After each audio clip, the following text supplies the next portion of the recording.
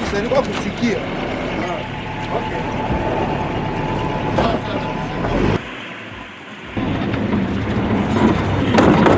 Shofe, hagara.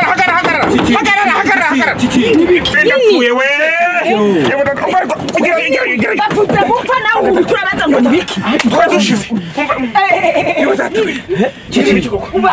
Kiraji kapo kiraji kapo ni chawanya Nyabugo. Mwumva abanyabugo ni ibintu nasomye kuri internet mu gitondo. Urumva abanyabugo bari gufata amavirus bagashyira mu bikapu yarangiza agashyira muri bisi akamera nk'umuntu wakibagiwe. Amabisi yose abantu bose amavirus agiye kwambara kubera abanyabugo. Kandi wa musika yari yicaye ngaha anye n'umunyabugo nabibonye. Katonda wange nange binabisomye da ku internet nabisomye ko da. Nawe wabisomye.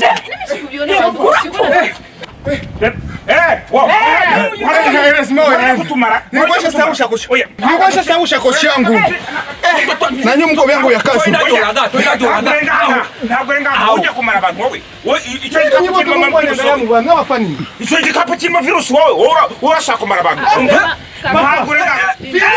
Angalia mzuri papa. Mko yangu ya kazi papa. Angalia mimi niko maso. Mimi niko maso papa. Mimi niko maso niko na yangu ya kazi niko tanisha bisabu papa. Mimi unaniona birisi kwa pili.